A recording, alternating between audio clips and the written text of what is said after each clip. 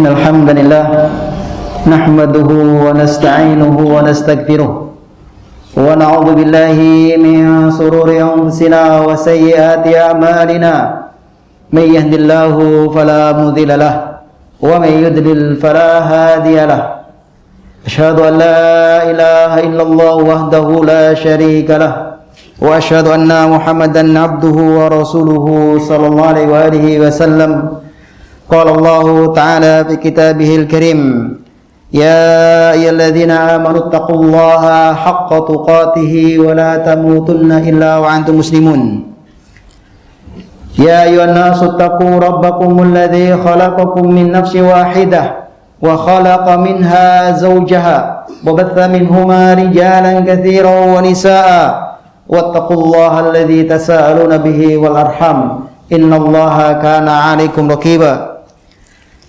Ya ayyuhalladzina amanu taqullaha wa qulu qawlan sadida yuslih lakum a'malakum wa yaghfir lakum dhunubakum wa may yuti'illaha wa rasulahu faqad faza fawzan 'azima. Ba'd, fa in asdaqal hadits kitabullah wa khairal hadi hadi Muhammadin sallallahu alaihi wasallam wa sharral umuri muhdatsatuha fa inna kulla muhdatsatin bid'ah wa kulla bid'atin dalalah wa kulla dalalatin finnar. Ba'd, ma'asyiral muslimin jamaah salat Jumat rahimani wa rahimakumullah.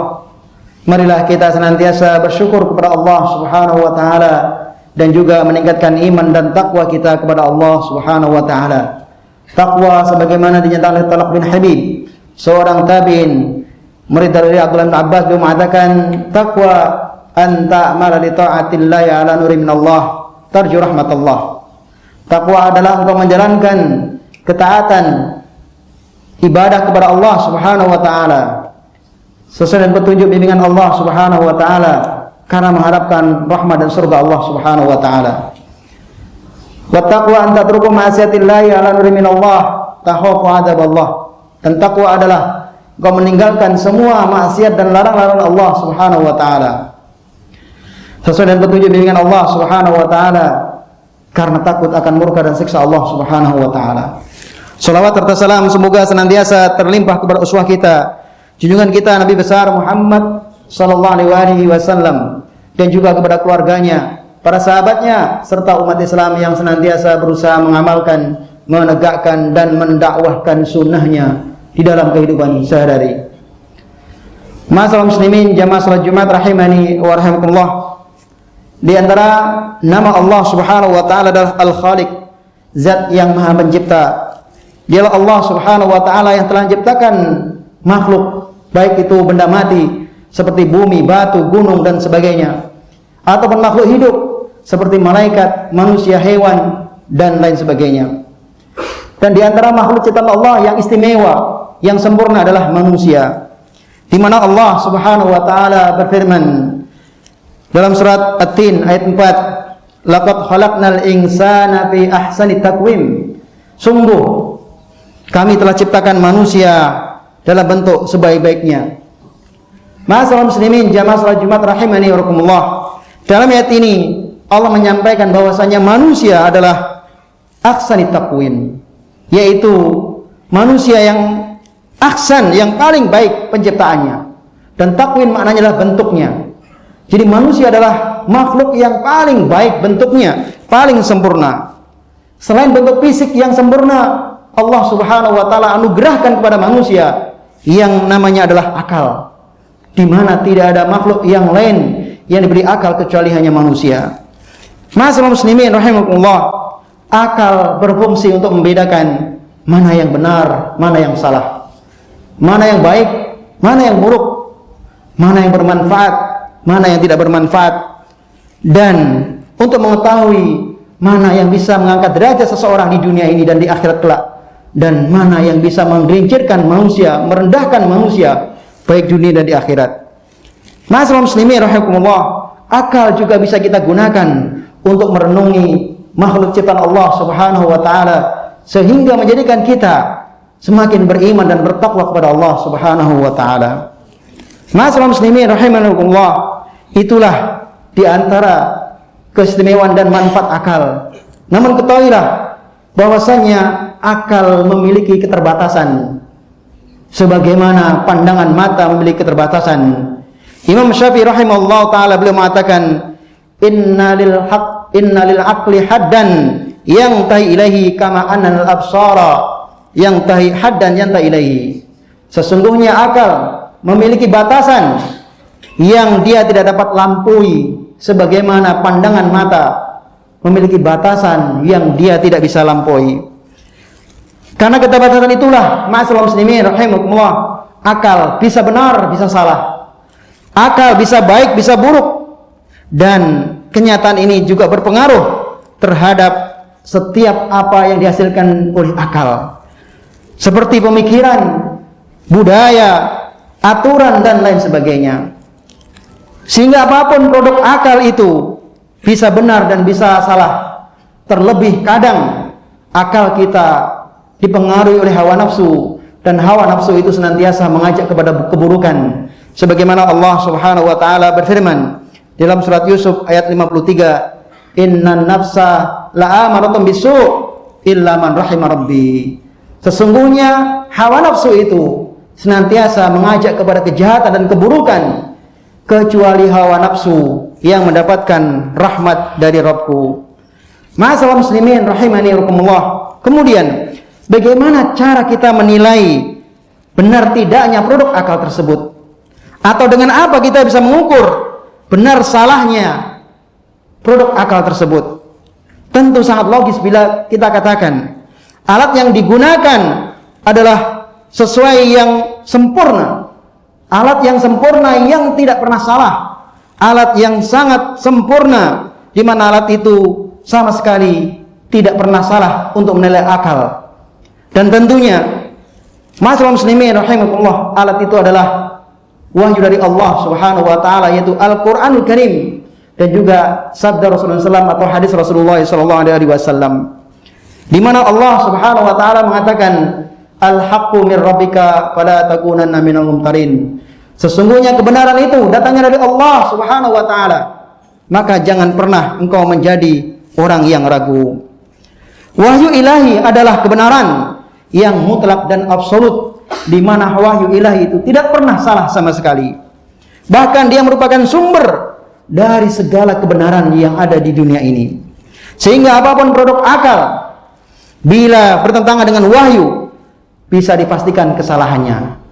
Namun, jika produk akal tersebut sesuai dan sejalan, maka bisa diterima dan dijalankan. Ma'asyiral muslimin rahimakumullah, di antara salah satu produk akal itu adalah budaya. Di dalam Kamus Besar Bahasa Indonesia, budaya adalah pikiran, akal, budi, dan hasrat istiadat.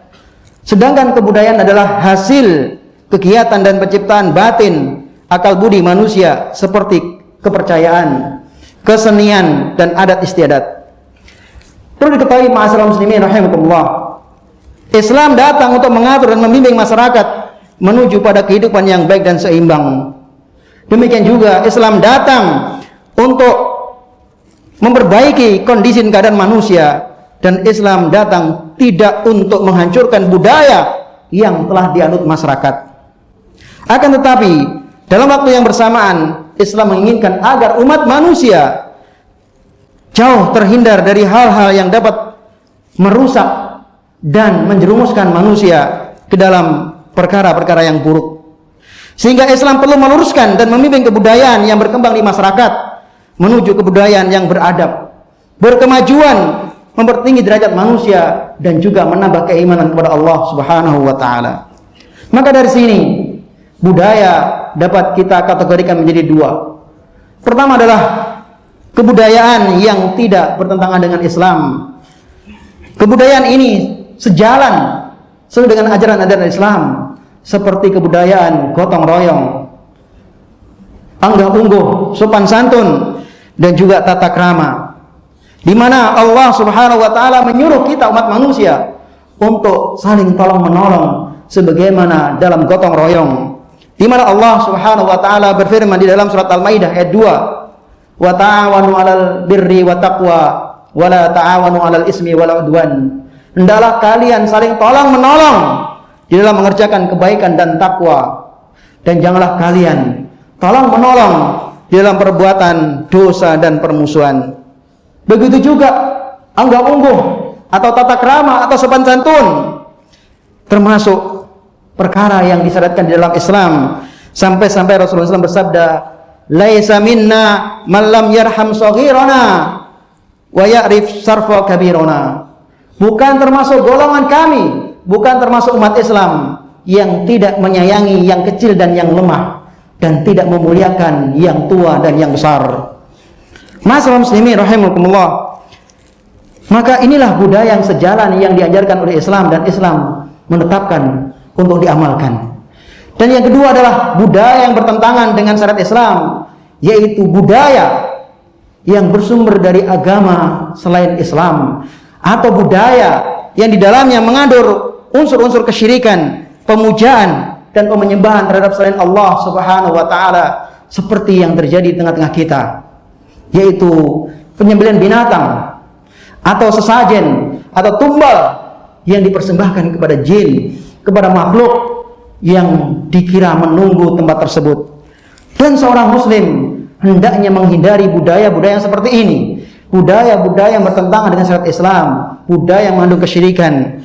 Karena sesungguhnya Allah Subhanahu wa taala berfirman dalam surat Al-An'am ayat 162 dan 163, "Qul innas salati wa nusuki wa mahyaya wa mamati lillahi rabbil alamin la syarika lahu wa bidzalika umirtu wa ana awwalul muslimin." Katakan ya Muhammad, innas salati wa nusuki, sesungguhnya salatku dan sembelihanku, wa mahyaya wa mamati, hidupku dan matiku, lillahi rabbil alamin, ku persembahkan untuk Allah Subhanahu wa taala, Tuhan semesta alam. La syarika lahu wa bidzalika umirtu wa ana awwalul muslimin, Tuhan yang tidak ada sekutu baginya, dan saya termasuk orang yang pertama kali berserah diri kepada Allah Subhanahu wa taala. Masyaallah muslimin rahimakumullah, dalam ayat ini sangat jelas sekali Allah menegaskan bahwasanya penyembelihan itu hanya boleh dipersembahkan kepada Allah Subhanahu wa taala. Hidup kita untuk Allah Subhanahu wa taala, mati kita untuk Allah Subhanahu wa taala. Maka kita dilarang melakukan yaitu tumbal atau sajen kepada makhluk selain Allah Subhanahu wa taala. Demikian khutbah yang kita bisa sampaikan dalam kesempatan kali ini. Semoga Allah berikan kepada kita kemampuan untuk membedakan mana yang baik, mana yang buruk. Aqulu qawli hadza wa sallallahu alaihi wa lakum wa lisal muslimina min kulli dhanbin fastaghfiruh innahu huwal ghafurur rahim.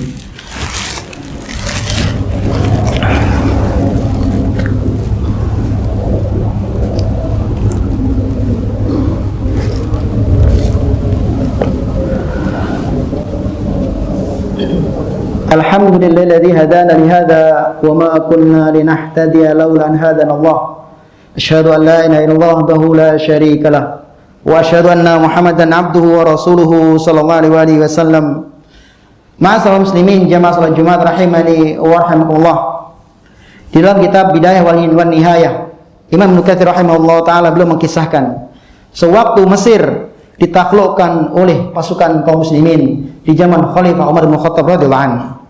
Kemudian beliau Umar bin Khattab radhiyallahu anhu melantik Amr bin As radhiyallahu anhu sebagai gubernur Mesir.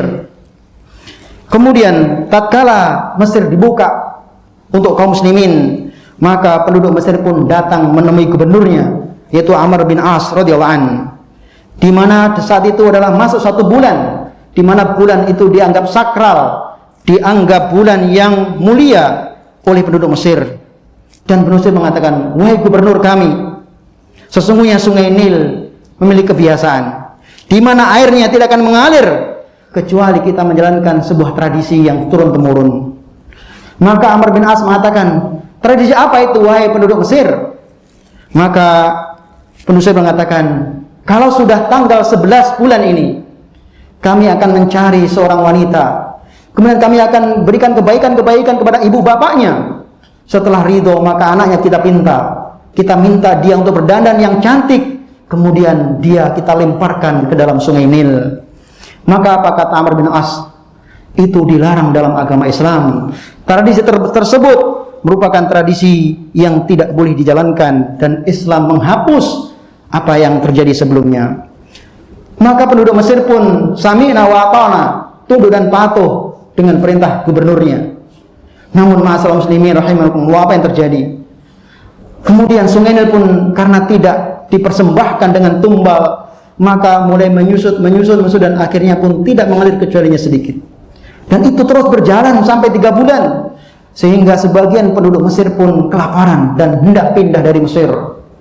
Melihat kondisi yang terjadi seperti ini, Amr bin As radhiyallahu anhu mengirim surat kepada Khalifah Umar bin Khattab radhiyallahu anhu, menceritakan kisah yang terjadi, menceritakan kronologis yang terjadi di Mesir, dan juga perbuatan beliau yang melarang tumbal yang dilakukan oleh penduduk Mesir tersebut. Kemudian setelah Umar membaca, kemudian Umar pun membalas surat yang dikirimkan oleh Amr bin As. Kemudian Umar mengatakan, wahai Amr bin As, sesungguhnya apa yang kamu lakukan sudah benar, dan dalam surat ini ada catatan kecil, tolong catatan ini nanti dilempar ke dalam Sungai Nil. Maka setelah menerima surat ini, Amr bin As membuka catatan yang ditulis Umar radhiyallahu anhu, di mana bunyinya adalah min Abdillah Amirul Mukminin, ini adalah dari hamba Allah Amirul Mukminin, ilan Nail ahli Misra, kepada Sungai Nil penduduk Mesir. Amal ba'du fa in kunta ina matajri min qablika min kibalika fala tajri. Wahai Nil, seandainya engkau mengalir berdasarkan kemauanmu, maka jangan pernah mengalir selamanya. Wa in kana Allahu al-wahidul qahhar huwa alladhi yujrika fa nas'alullah ta'ala ay yujrika. Dan seandainya jika engkau mengalir karena kehendak Allah Subhanahu wa taala yang Maha Esa, yang Maha Perkasa, maka aku mohon kepada Allah Subhanahu wa taala, Zat yang Maha Kuasa, agar menjadikanmu mengalir. Kemudian surat itu pun dilempar ke Sungai Nil. Esok harinya Sungai Nil yang tadinya tidak mau mengalir, kemudian mengalir, bahkan lebih deras dan lebih banyak airnya dibandingkan sebelumnya. Ma'asyiral muslimin rahimakumullah, maka sejak itu Sungai Nil pun terus mengalir dan tidak pernah surut sampai hari ini. Ma'asyiral muslimin rahimakumullah, maka dari kisah ini bagi kita ambil pelajaran bahwasanya tradisi yang tidak benar, yang mengandung kesyirikan, yang mengandung maksiat kepada Allah, hendaknya kita tinggalkan.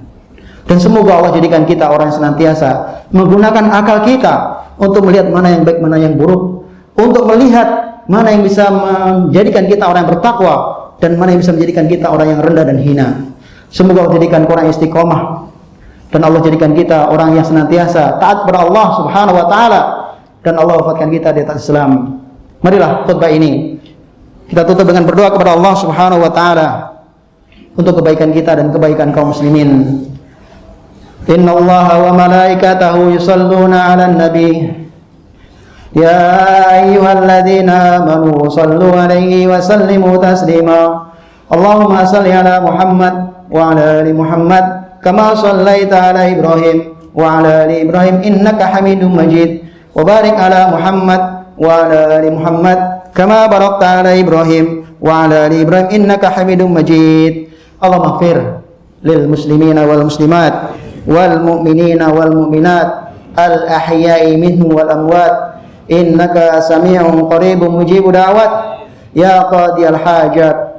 Rabbana hab lana min azwajina wa dhurriyyatina qurratal a'yun waj'alna lil muttaqina imama. Rabbana dhalamna anfusana wa illam taghfir lana wa tarhamna lanakunanna minal khasirin. Allahumma arinal haqqa haqqan warzuqna ittiba'ah wa arinal batila batila warzuqna tinabah. Rabbana atina fid dunya hasanah wa bil akhirati hasanah wa qina adzaban nar walhamdulillahi rabbil alamin. Ibadallah, innallaha ya'muru bil 'adli wal ihsan wa ita'i dzil qurba wa yanha 'anil fahsya'i wal munkar wal baghi ya'idukum la'allakum tadhakkarun. Fadhkurullaha jalila yadhkurkum washkuru 'alaihi ni'ami yazidkum wa la takwa akbar aqimis shalah.